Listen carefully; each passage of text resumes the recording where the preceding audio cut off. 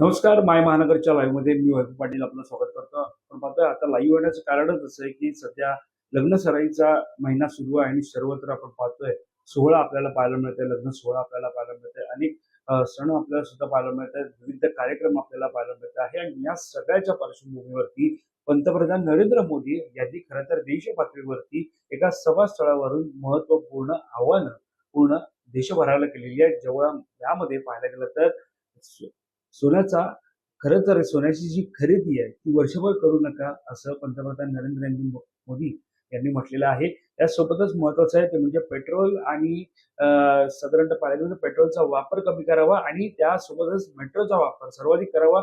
पेट्रोलचा वापर कमी करून मेट्रोनं प्रवास करावा असं सुद्धा पंतप्रधान नरेंद्र मोदी यांनी म्हटलेलं आहे. त्याशिवाय परदेशात जे काही दौरे असतील, परदेशात फिरायला जात असतील तर ते सुद्धा वर्षभर जाऊ नये. साधारणतः अनेक आव्हानं पंतप्रधान नरेंद्र मोदी यांनी खाद्यतेलाचं सुद्धा आवाहन केलेलं आहे. खाद्यतेलाचा वापर कमी करावा असं सुद्धा आवाहन पंतप्रधान नरेंद्र मोदी यांनी केलेलं आहे. आणि यासोबत जवळपास अनेक आव्हानं खरं तर पंतप्रधान नरेंद्र मोदी यांनी देश पातळीवरती केलेली आहे. आणि त्याच आव्हानानंतर आता सध्या देशभरामध्ये काय परिस्थिती आहे ती आपण या लाईव्हच्या माध्यमातून जाणून घेणार आहोत. सध्या पाहायला गेलं तर अनेक संपूर्ण देशभरामधली जर परिस्थिती जर आपण पाहायला गेली तर ज्यावेळेला पंतप्रधान नरेंद्र मोदी यांनी पेट्रोलचा वापर कमी करावा, मेट्रोनं प्रवास करावा असं जेव्हा आवाहन केलं त्यानंतर संपूर्ण देशभरातून खरं तर पंतप्रधान नरेंद्र मोदी हे टीकेच्या केंद्रस्थानी आले. पेट्रोलचा वापर करू नये तर नेमकं कशाचा वापर करावा असे सुद्धा अनेक सवाल खरं तर नागरिकांकडून उपस्थित करण्यात आले होते. यानंतर पाहायला गेलं तर मुद्दा होता खाद्यतेलाचा. तर ज्या स्वयंपाकघरातील महिला होत्या त्यांनी सुद्धा या सगळ्याच्या पार्श्वभूमीवरती प्रश्नचिन्ह उपस्थित केलं होतं की खाद्यतेलाचा वापर कमी केल्यास नेमकं काय करायचं. वर्षभराचं आव्हान हे पंतप्रधान नरेंद्र मोदींचं आहे. यानंतर मुद्दा होता तो म्हणजे सोन्याचा. आणि हा सगळ्यात महत्वाचा मुद्दा आहे ज्यावरती आपण आता या संपूर्ण लाईव्हच्या माध्यमातून चर्चा ही करणार आहोत. सोन्याचा मुद्दा असा आहे की सोनं खरेदी वर्षभर थांबवावं. खरं तर या सोनं खरेदीवरून पाहायला गेलं तर आपण सराफाची सुद्धा बातचीत केली, सराफ बाजारात आपण गेलो.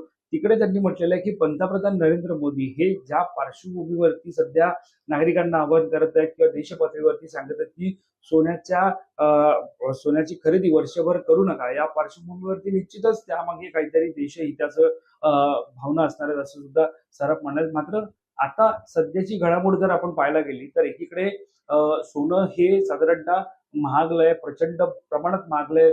साधारणतः लाखाच्या पुढे सध्या सोन्याची विक्री होताना पाहायला मिळते. मात्र सध्याच्या घडीला जेव्हा पंतप्रधान नरेंद्र मोदी हे देशपातळीवरती आवाहन करत आहेत की सोन्याची खरेदी ही वर्षभर करू नका आणि त्यानंतर आता बाजारामधली जर आपण सध्या परिस्थिती पाहिली तर निश्चितच मोठ्या प्रमाणात आता बदल पाहायला मिळत आहे. आयात ड्युटी, आयात शुल्क आपण जे म्हणतो त्या शुल्कामध्ये प्रचंड वाढ करण्यात आलेली आहे. 5% थेट ते 15% नेण्यात आलेलं आहे. 15% आता वाढ करण्यात आलेली आहे. त्यामुळे निश्चितच हा सर्वसामान्यांसाठी मोठी बातमी आहे. कारण साधारणतः पाहायला गेलं तर सध्या लग्न सराईचा हा महिना आहे. यानंतर साधारणतः पाहायला गेलं तर पावसाळा सुरू आहे. मात्र अनेक कार्यक्रम असतील, सोहळे असतील हे या येत्या महिन्यामध्ये, येत्या दिवसांमध्ये. मात्र अशा प्रकारे आव्हान वर्षभराचं जे काही पंतप्रधान नरेंद्र मोदी यांनी केलेलं आहे. खरं तर परकीय चलनाचा साठा हा पुरेसा आणि त्या पार्श्वभूमीवरती राहावा यासाठीच पंतप्रधान नरेंद्र मोदी यांचं जे काही आव्हान आहे ते आपल्याला पाहायला मिळत आहे. मात्र आता आयात शुल्कावरती आपण बोलणार आहोत. त्यानुसार आपण पाहतोय की जर सोन्याची खरेदी जर तुम्ही करणार असाल तर निश्चितच आता आयात शुल्क जे वाढवलेलं आहे त्या पार्श्वभूमीवरती तुम्हाला ही बातमी महत्वाची आहे. आणि त्यानुसार आपण पाहतोय केंद्र सरकारनं सोनं आणि चांदीवरील आयात शुल्कात मोठी वाढ केली. थेट 6%वरून हे शुल्क आता 15%वरती वाढ केलेलं आहे. आयात शुल्कात वाढ केल्यामुळे निश्चितच त्या मालकांना म्हणजे जे सोन्या चांदीचे जे विक्रेते आहेत त्यांना निश्चितच त्याचा फटका हा बसणार आहे. मात्र एकीकडे जर सोनं चांदीच्या आयात शुल्कात वाढ केली आहे त्याचा फटका जर सराफ बाजारात बसणार असेल तर निश्चितच त्याचा फटका हा सर्वसामान्य नागरिकांना सुद्धा बसणार आहे. कारण सोन्याचे दर त्यावेळेला सुद्धा वाढणार आहेत. यानंतर आपण पाहतोय की केंद्र सरकारनं बुधवारी एक महत्वाची अधिसूचनाची यादी जाहीर केली आणि यामध्ये आता सोनं चांदीच्या आयातीवर 10% बेसिक कस्टम ड्युटी आणि 5% कृषी पायाभूत सुविधा विकास सेस म्हणजे AIDC लागू असेल.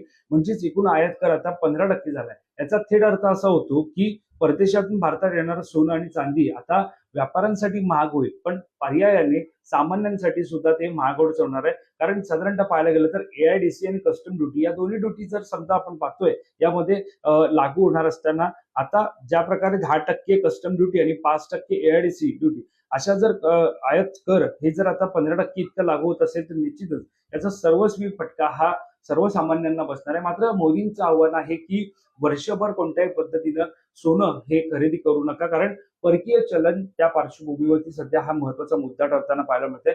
याशिवाय महत्वाचं पाहायला गेलं तर जी काही युद्धजन्य परिस्थिती सध्या सुरू आहे त्या युद्धाच्या पार्श्वभूमीवरती आता जो काही पंतप्रधानांनी जे काही आवाहन केलंय त्याला ती सुद्धा पार्श्वभूमी आहे. जे काही युद्ध सुरू आहे त्या पार्श्वभूमीवरती सुद्धा पंतप्रधानांचं हे आव्हान आपल्याला पाहायला मिळतंय.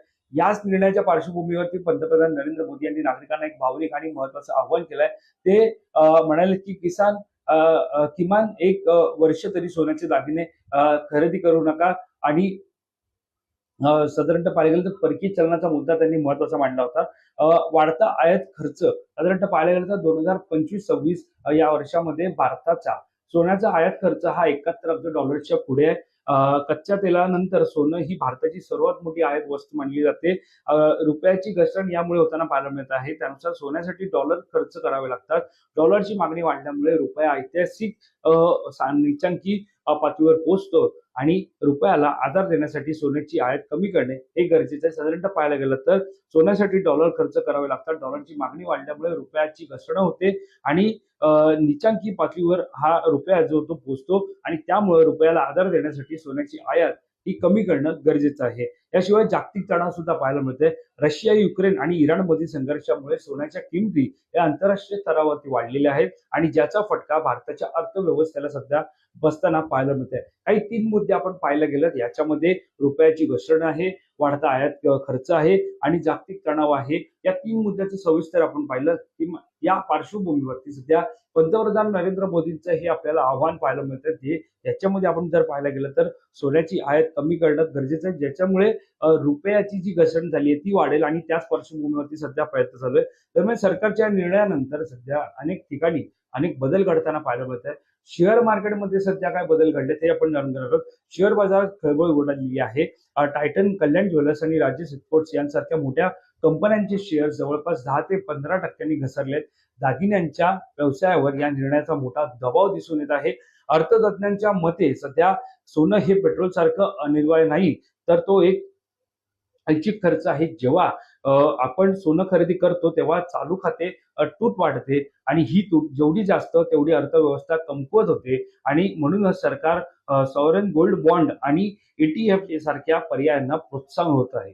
दरम्यान थोडक्यात सांगायचं तर सध्या देशाच्या पातळीवरती पंतप्रधान नरेंद्र मोदी यांनी केलेलं आवाहन हे खरं तर वर्षभराचं आहे. वर्षभरात त्यांनी अनेक आव्हानं केलेत. त्याच्यामध्ये सोन्याची खरेदी वर्षभर करू नका हे महत्वपूर्ण आव्हान सध्या ठरताना पाहायला मिळतं आणि त्या पार्श्वभूमीवरती सध्या सराफ बाजार असेल किंवा शेअर बाजार असेल या ठिकाणी मोठी आपल्याला घडामोडी घडताना पाहायला मिळत आहे. आणि सध्या पाहायला गेलं तर थोडक्यात सांगायचं झालं तर देशाची अर्थव्यवस्था वाचवण्यासाठी आणि रुपयाला स्थिर ठेवण्यासाठी सरकारनं हा कठोर निर्णय घेतला. याचा फटका ग्राहकांना बसले नक्की, पण देशहितासाठी सोन्याचा मोह टाळण्याचं आवाहन पंतप्रधान नरेंद्र मोदी यांनी घेतलेलं आहे. दरम्यान आपण पाहतोय की एकीकडे सर्वसामान्यांना बसणारा फटका आहे. महागाई तर गेल्या अनेक वर्षांपासून प्रचंड वाढलेली आहे, ज्याच्यामध्ये बेरोजगारी सुद्धा वाढलेली आहे आणि या सगळ्यामध्ये जे आता आवाहन पंतप्रधान नरेंद्र मोदी यांनी केलेले आहे आणि त्यानंतर आता सोन्याच्या आयात शुल्कात जी काय वाढ झाली आणि त्या पार्श्वभूमीवरती आता निश्चितच सर्वसामान्यांना फटका मानला जात आहे. मात्र देशहितासाठी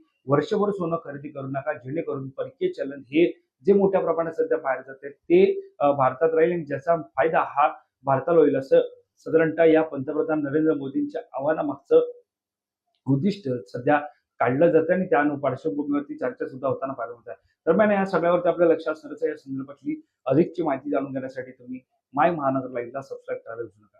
धन्यवाद.